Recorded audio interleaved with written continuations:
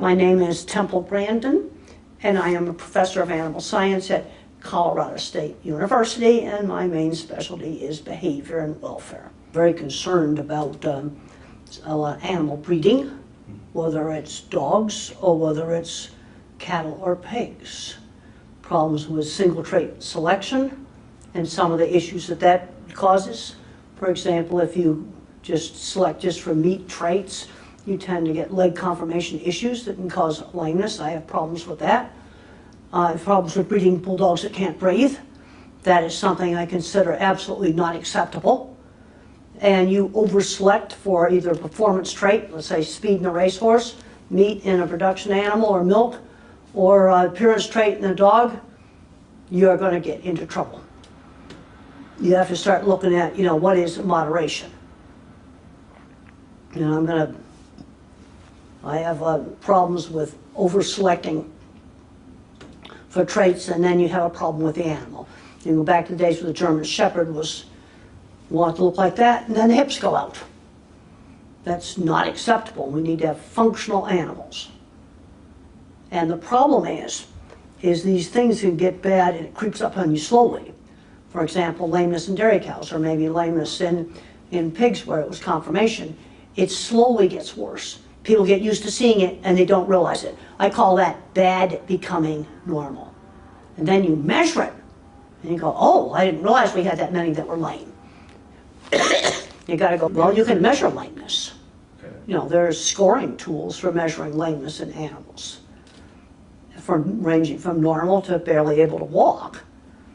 And what happens in a lot of these situations, and this happened in dairy cattle where they have a lot of lameness for various reasons, not all of it genetic, is that it slowly got worse. And 3 different studies showed that when you asked the dairy producer to estimate how many lame dairy cows they had, they'd underestimate by half.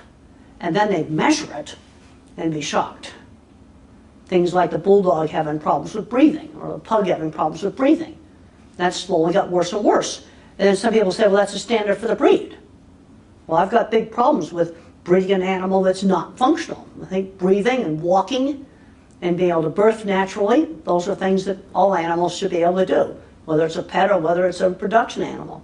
I worked on developing the guidelines for the slaughter plants through the American Meat Institute, which is now the North American Meat Institute. And I developed a very simple scoring system for evaluating slaughter plants. And in 1999, I was hired to implement that for McDonald's, Wendy's, and Burger King. So all 3 of these big buyers were implementing this program.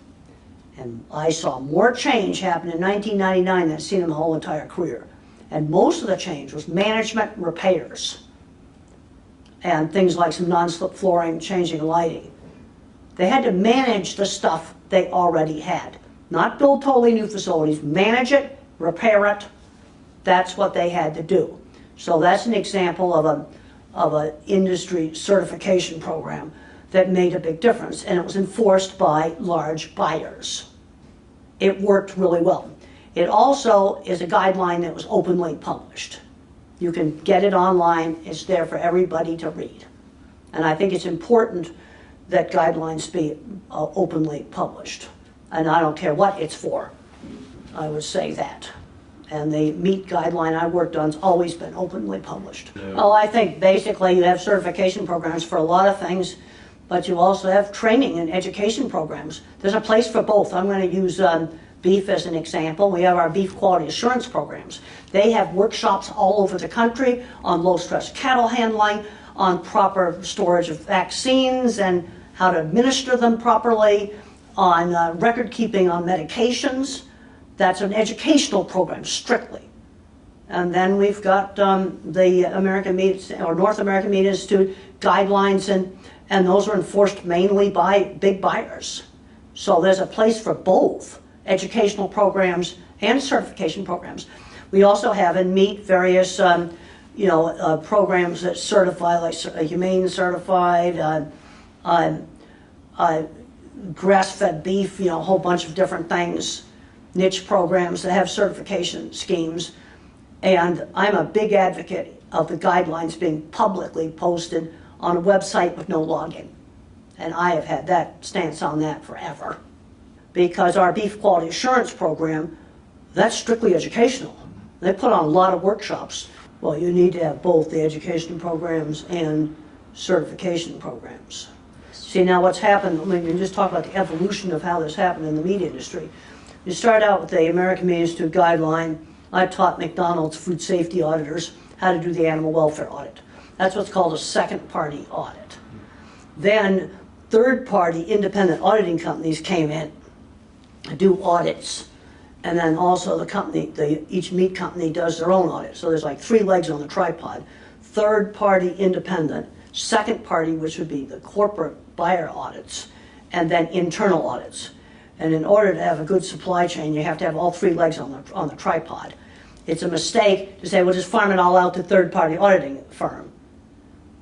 Or the corporate buyers who've got to get out of the office, check up on enough plants to make sure that they're doing it.